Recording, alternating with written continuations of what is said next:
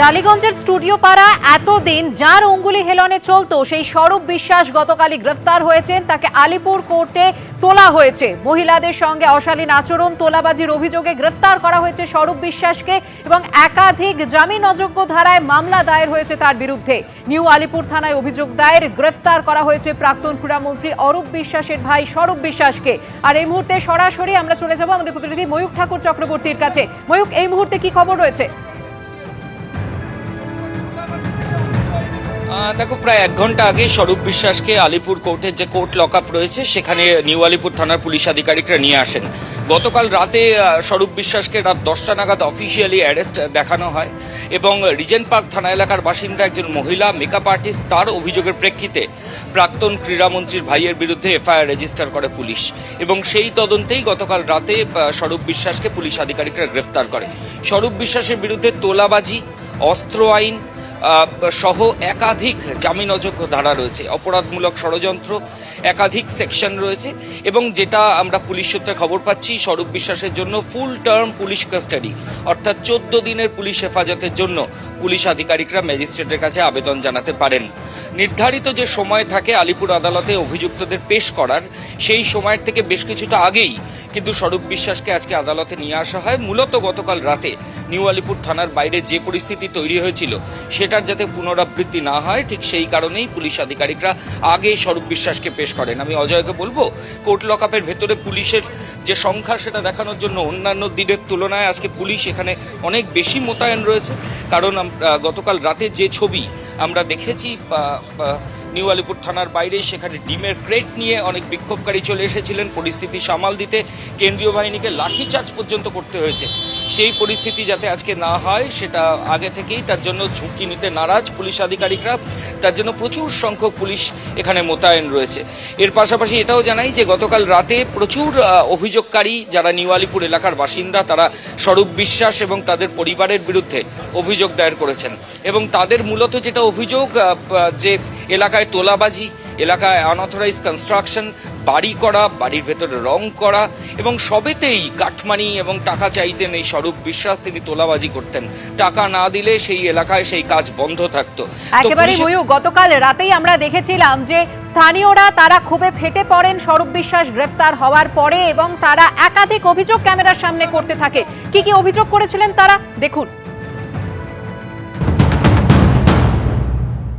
2024 সালে আমাকে আমার ভাইকে মেরে আমার সামনে 4টে দাঁত ফেলে দেয়। আমার ভাইকে আমাকে সারা হসপিটালে ঘুরতে হয়, কেউ একটা এমসিও করে না হসপিটাল থেকে, ওনার নাম কেউ লিখবে না। পুলিশ প্রশাসন, পুলিশ আমাকে রাত্রিবেলা গিয়ে বলেছিল যে স্বরূপ বিশ্বাসের নাম বাদ দিয়ে আপনি যার খুশি নাম দিন, আমরা নাম লিখবো।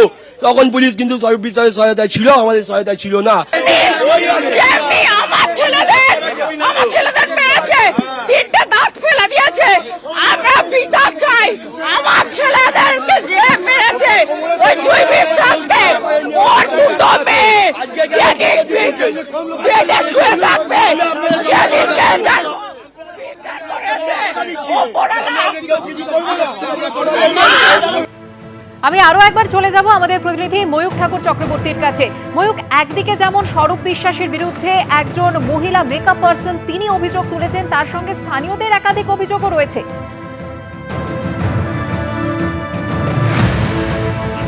একদমই, দেখো, স্থানীয়দের বিভিন্ন অভিযোগ, স্থানীয়রা কালকে থানার বাইরে যে অভিযোগগুলো করছিলেন আমরা সবাই দেখেছি এবং প্রত্যেকের যেটা অভিযোগ যে স্বরূপ বিশ্বাস ওই এলাকায় কারোর বাড়ির দোতলা করতে হলে, কারোর বাড়ির রং করতে হলে বা কারোর কোনো রকম বাড়ির রিপেয়ারিং ওয়ার্ক থেকে শুরু করে কোনো রকম কাজ যদি করতে হয় তাহলে এই প্রাক্তন ক্রীড়ামন্ত্রীর ভাইয়ের অনুমোদন লাগতো। এই অনুমোদন ছাড়া ওখানে কেউ কোনো কাজ করতে পারতো না, এমনটাই তারা দাবি করেছে। শুধু তাই নয়, এই অনুমোদনের জন্য তাদেরকে রীতিমতো টাকাও দিতে হতো এবং এই চাঁদা বলো বা তোলাবাজি বলো বা মাসোহারা বলো, সেটা দিনের পর দিন এলাকার মানুষ প্রায় অতিষ্ঠ হয়ে উঠেছিল, এমনটাই তারা অভিযোগ করেছিল। তারা রীতিমতো ডিমের ক্রেট নিয়ে আসেন বিক্ষোভ দেখানোর সময় এবং সেই ছবি গতকাল রাতে দেখা গেছিল। ঠিক সেই কারণেই স্বরূপ বিশ্বাসকে কিন্তু কালকে রাতে নিউ আলিপুর থানায় রাখা হয়নি, তাকে লালবাজার যে সেন্ট্রাল লকআপ সেখানে পুলিশ আধিকারিকরা নিয়ে চলে যান। কোনো ঝুঁকি তারা নিতে চাননি, কারণ যে পরিস্থিতি থানার বাইরে বিক্ষোভের তৈরি হয়েছিল সেটার যাতে আবার রিপিট না হয়। আজকে সকালে 12টার কিছু আগে 11টা 10-15 নাগাদ নিউ আলিপুর থানার পুলিশ সরাসরি লালবাজার সেন্ট্রাল লকআপ থেকে স্বরূপ বিশ্বাসকে নিয়ে এসেছে আলিপুর আদালতে। আমি আগেও যেমনটা বলছিলাম, আর অল্প কিছু সময়ের মধ্যেই এই মামলার যে শুনানি প্রক্রিয়া সেটা আলিপুর আদালতের যে ম্যাজিস্ট্রেটের এজলাস সেখানে শুরু হবে।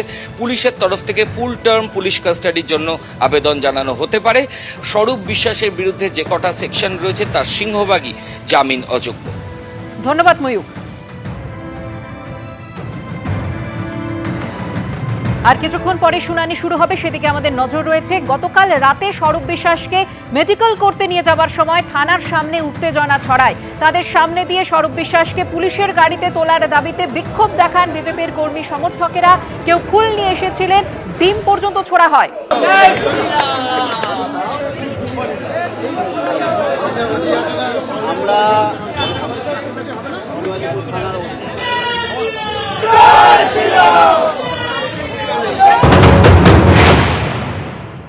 কোনো জিনিস কিছু ঠিকঠাক হতে দেয়নি, যত জিনিস ছিল সব কিছুতে দখলদারি করেছে।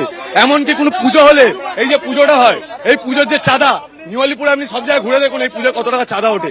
একটা পুজোয় এত টাকা চাঁদা কি করে ওঠে? লোকের গাড়ি রংবাজি করে পয়সা নিচে। দু ভাই লোকের ঘর দোতলা করতে গেলে, ঘরের দোতলা করার জন্য ওনাকে পারমিশন নিতে হবে, ওনাকে পয়সা দিতে হবে, তাহলে দোতলা হবে। উনি কে? উনি ওনাকে বলে সবকিছু করবে নাকি? লোক বাড়িতে রং করে তার জন্য ওনাকে পারমিশন নিতে হবে কেন?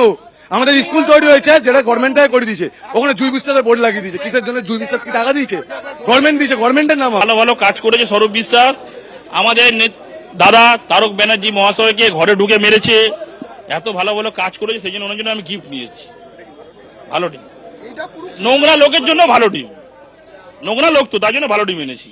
খারাপ লোক যেরকম অভিষেক ব্যানার্জির উপর পড়েছিল, পচা টিম। স্বরূপ বিশ্বাস এত ভালো লোক, সেই জন্য এই টিম, নতুন টিম কেনা, এক্ষুনি কিনে নিয়ে একটু রিটার্ন। আমি মনে খুশি, স্বরূপ বিশ্বাসের জন্য নিয়ে এসেছি গিফট, রিটার্ন গিফট। লেট এলাম, সেইটা আমার দুঃখ, মনে খুব দুঃখ আমার। ভালো টিম, খারাপ লোকের জন্য ভালো টিম না। না, এটা তো আপনি ভালো করে জানেন। আমার এত ভাইরা আছে, ছুঁড়ে নাকে চোখে মুখে পড়তো কেন? তার কারণ আমাদের দলের লোকরা বলেছে কারোর গায়ে হাত দেবেন না, কাউকে মারবেন না, কোন টিএমসির লোককে কিছু করবেন না। তাই আমরা কি করে মারবো তো না, এইভাবে আমরা ডিম দিয়ে গিফট দিত। ওনার স্পেশাল গিফট, একটা ভালো ডিম দিয়ে মেরে আমরা একটা গিফট দিতে চাইতাম ওনাকে আজকে। যে অত চলে না, ডিম দিয়ে লাগলে আপনারাও জানেন যে ফাটে না। যেটা অভিষেক ব্যানার্জি যেই নাটকটা করেছে, ফেটে গেছে। নিজে শোনাচ্ছেন খুলে পকেটে ঢুকিয়ে, বলছে লোক এ করে দিয়েছে ওনারই লোকদের নিয়ে। এর জন্য এনে এই ডিমটা আমরা উপরে, এটা কম পড়লেও আমরা আরো বড় পেটি অলরেডি দোকানে বলা আছে, ওনাকে স্পেশাল ভাবে আমরা দিতে চাইছিলাম ডিমটা। ঠিক আছে, আমাদের এটা আজকে উদ্দেশ্য, কিন্তু আমরা লেট করে ফেললাম। ঠিক আছে, এটাই আমাদের অনেক কষ্ট লাগছে, আজকে আমরা লেট করে ফেললাম, ওনাকে দিতে পারলাম না আমরা ভালো টিমটা। নিউ আলিপুর থানার ওসি আমাদেরকে নতুন করে স্বাধীনতা দিয়েছেন, সেই কারণের জন্য। হ্যাঁ, উল্টা কিসের জন্য? স্বরূপ বিশ্বাসকে অ্যারেস্ট করার জন্য। স্বরূপ বিশ্বাসকে দেখো, এদেরকে এখানে এসে কি করছি আর কি করছি? থানাকে কিসের জন্য তুমি আনছো? আপনি ধরেছেন, আমাদের স্বরূপ ধরেছেন। হ্যাঁ, স্বরূপকে উনি ধরেছেন। আপনি কে? স্বরূপকে? আপনি কে? আমি 81 নম্বর ছেলে, আমাকে তুমি চেনো না? আমি কি 82 নম্বরের ছেলে নাকি? তুমি তাহলে বলছো কি করে? তুমি তাহলে আপনি কে? কেন দিচ্ছ? বেরকেই করে দিল। না, এখান দিয়ে তুমি জানো না তুমি ছিলে? আমি ছিলাম, আমি ছিলাম।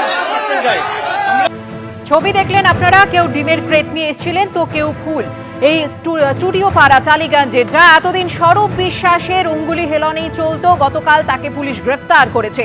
আর এ নিয়ে বিজেপির রাজ্য সভাপতি শ্রমিক ভট্টাচার্য তিনি বলছেন যে স্বরূপ বিশ্বাসের গ্রেফতারি প্রশাসনিক বিষয়। বিজেপি যে কোনো ধরনের স্বেচ্ছাচারিতা, আগ্রাসন ও মানুষের অধিকার কেড়ে নেওয়ার বিরুদ্ধে।